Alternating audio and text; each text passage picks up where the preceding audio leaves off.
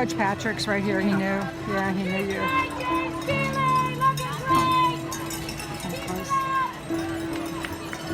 Okay.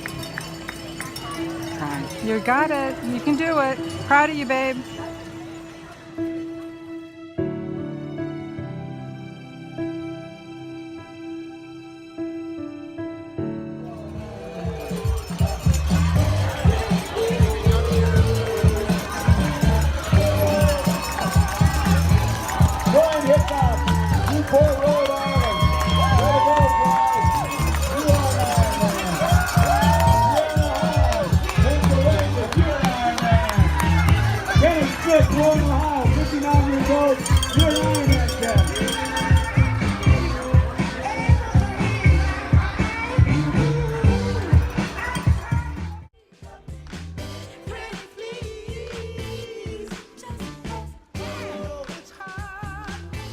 Brian Hickok, Newport, Rhode Island. Way to go, Bri.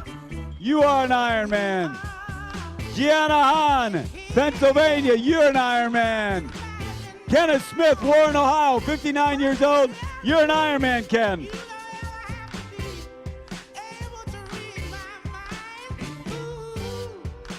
How bad did you fall? Were you completely... I got plowed into me about 18, 20 miles an hour. Right into your hip? Standing still. Next thing I know, Why were you standing still? What happened? I got off the bike to stretch. I was on the side of the road. My back was tightening up. I ran into him. I was just standing there. The guy plowed into me.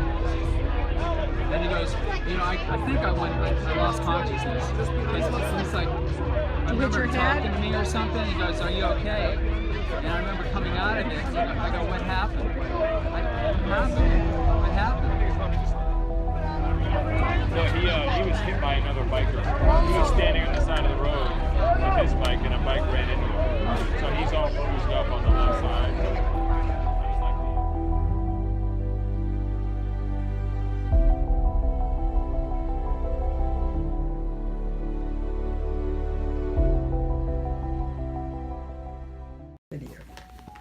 Okay, so I finished the Ironman, Lake Placid. Started off good, right? I had a good swim at 106. Not really any issues. The only issues I had on the swim were when I was going around buoys. There was a lot of traffic and drama. You know, they have that silver cord that runs the length that people like live and die on. And so what I ended up doing is I swam on the inside of the buoys instead of the outside where all the traffic was. I actually swam on the inside a little bit. So every once in a while I could see the silver cord, but you know, as soon as you get near that sucker, you know, you get all kinds of people. And I was swimming pretty fast, so I was catching people all the time, and then they're in my way. And then, so when I did the turn buoys to change direction, it was just like a bunch of salmon, you know, just in one spot, and arms and legs and people grabbing, and it was terrible. I had minor twinges of cramps in my left calf a couple times. Thankfully I was able to ward those off. I didn't have any trouble for once getting out of the water, because that's when I usually cramp. So I got out of the water, which was about waist deep, and I just got vertical, and then usually that's when I cramp. Didn't happen, and so I got on the beach and I went over to the side for a second, then I stretched a little bit to try to, you know, and it like gave me like, okay, you know, lap one's done, you know, relax for a second, you know, stretch your legs out so you don't cramp. And then I finished the swim at 106, which I'm very happy with. I was in 11th on my age group, so that was good. A long transition, but it really wasn't terrible. I mean, you know, it was long, yeah, but they had it carpeted, so that was fine. Didn't have any problem finding my bag that were on the hooks that you saw. Grabbed my bag, went in to change tent. That was effortless. And got my bike. A volunteer handed me my bike and bent over the straw on my bike, so I had to fix that. And I headed out, through that hole down and the hay bales, and I didn't have any issues or drama. The climbs are legitimate. They're really legitimate. All the climb, I don't know if you want to break this up or just keep continuous, but the climbs are like insane, and they're like non-stop. They're really steep and long, and the ones that stick out the most, they have the mama, baby, and papa bear climbs, and then when you make a right at the top of the last really steepish climb, you keep going up for just a little bit. That actually wasn't the worst. Wilmington climb was terrible. There was a bunch of other climb, like the climb out of town was relentless. Going down Keene Descent was scary as all get out, because it was windy, crazy windy and raining, and I was being blown all over the place as I was going about 40 miles an hour, 50 miles an hour. So, my bike is like like being thrown around when the wind, was just throwing the trees all over the place. So that was scary. So the bike course itself was pretty brutal. It was a lot of climbing. I definitely need bigger gears. My 1128, I keep searching for more gear because it's still pretty hard.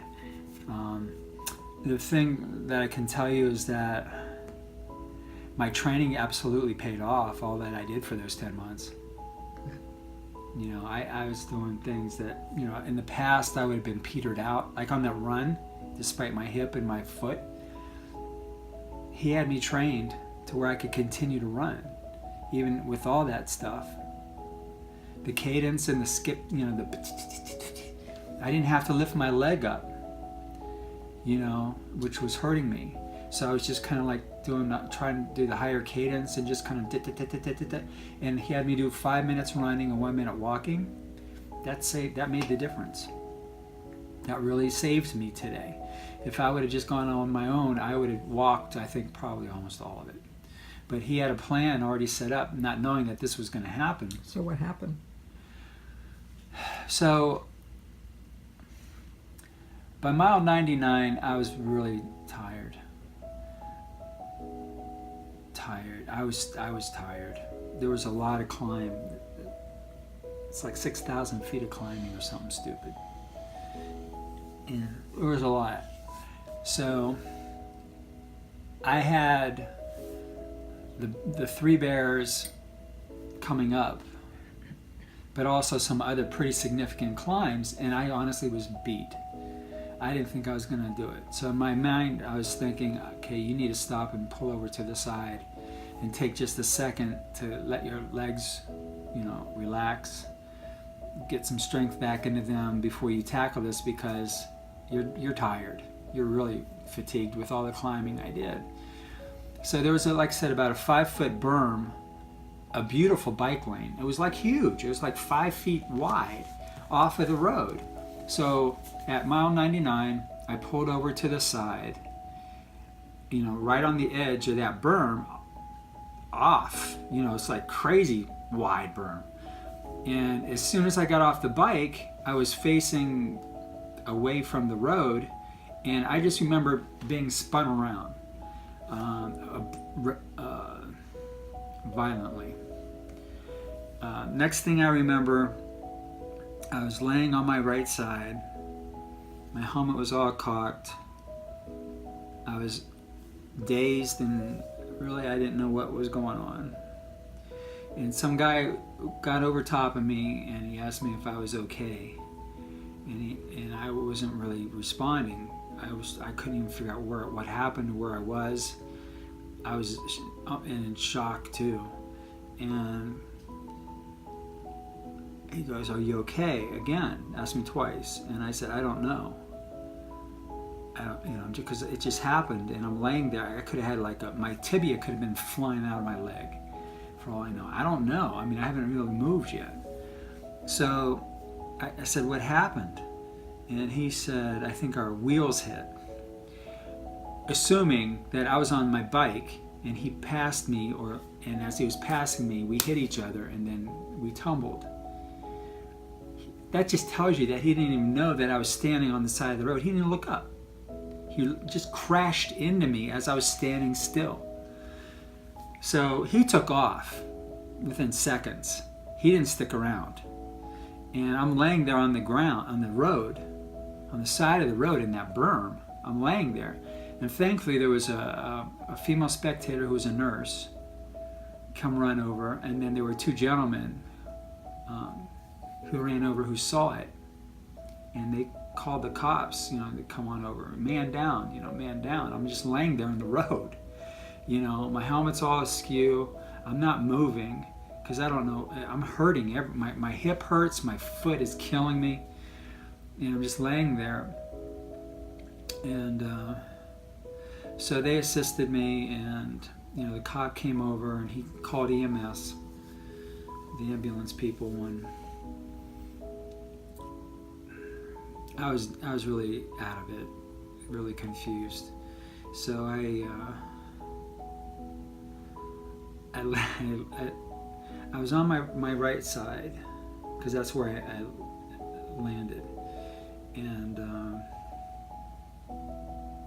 my glasses were thrown off someplace. My bike was thrown and damaged and bent, and it still is. So that as the two guys were attending and the woman were attending to me, they asked me, "Are you okay? Are you hurt?" And I just knew I hurt. My butt hurt. My left buttock hurt. My left hip pointer hurts. The knife edge of my left foot hurts, and my right hip hurts. Also, as it turns out, my upper teeth are sore. So they laid me on my back, and I lay there for a bit, and they asked me what did I want to do. Do I want to have EMS check me out? And if that were the case, then I think my race is over. And so I said, let me just see what I can do. Let me just try to get up. So I sat up first, and then they all kind of helped me up, and of course it was very painful. My foot was killing me. They took my shoe off. I had bruising already on the base of my feet. And as I stood up, I fell backwards on the truck, on the cop truck, because I was just so disoriented. And I was just in shock. I still couldn't believe that this had happened. So the guys rearranged my bike and fixed my wheels and tried to fix my rear cage, which is broke. And I said that I wanted to continue. And I asked him, how far away do I have until the Three Bears? And he says, about 4 miles. Well, that wasn't true. As it turns out, it's more like 8. And I had a lot of climbing to get to the bears, which are three hills. That's why they call them that: Mama Bear, Baby Bear, and Papa Bear. There's a series of hills, right? So I ended up telling the police officer that I was going to continue. He says, "Okay, do you want me to tell EMS not to come?" And I said yes. So he says, "Okay, I'm going to tell them they're not coming. You're going to continue, right?" I said yes. So I stood up, and they helped me put my shoe on. And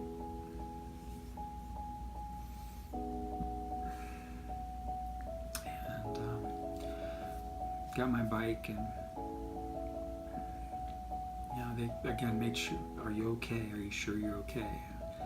You know, I don't even if I was hit by a bike at 20 miles an hour, blindsided, you know, hurting, I wasn't going to stop. So, you know, my foot hurt as I was pedaling, and of course, you know, my hip is not very comfortable as I was climbing those hills. But I finished the bike, and because I said, okay, well, you're almost done with the bike. You're 99 miles. You only have 13 miles to go, you know. And if all else fails, you can just get off the bike and just say, call it a day. But at least try it, you know, because we have too much invested to not finish. Plus, it's just who I am. So I got off the bike, and I changed in the change room, and I wasn't having a good time with that. I couldn't move very well, so you know, to put my shoes on and my socks and my shoes, and you know, my stuff, I was having a hard time, and people kind of, you know, the other people around me were noticing that I was having an issue of it, and I told them what happened. You know, I thought I was going to have to walk the whole thing. So I remember in New York City, I hurt myself within 3 miles, and then I walked the rest of it, and I don't ever want to do that again.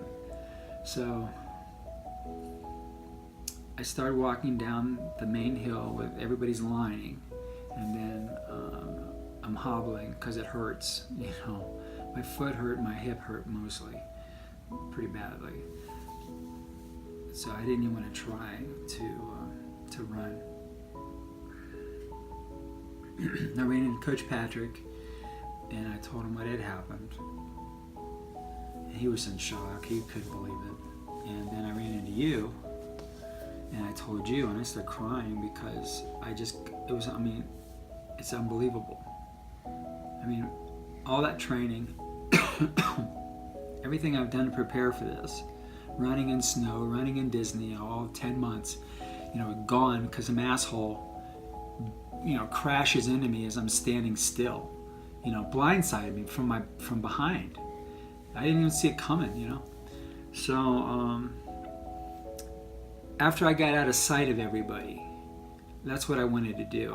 I was okay walking because it was downhill, but there's like so many crowds of people that I didn't want to attempt running, and if I couldn't do it and stumbled and fell over, I didn't want to do it in front of everybody. So, you know, I went down and made a right, and then eventually the clouds cleared away somewhat, and I was kind of by myself. And so I started trying to run, and for the first 6 miles, it really hurt. I did the 5 minutes running, 1 minute walk thing that my coach had me do, which worked out really well for what had happened to me. And around mile 6, then everything went numb. You know, I think just adrenaline just masked a lot of stuff, I think. And so I was able to kind of continue to do the marathon. And my times, interesting, were not terrible considering that I was hurting. So anyway, so I finished. Show me your medal. Oh yeah. So I'm real proud of this one because that it was really an interesting one. So what was that? 13 hours. Yeah, 13 something. I placed 50th out of 150. First or third. Yeah, I was in the top 1/3 of my age group, despite laying on the ground on a road for about 10 or 15 minutes and everything. So and persevering. Good job. Thank you. Kenneth Smith, Warren, Ohio, 59 years old. You're an Ironman, Ken.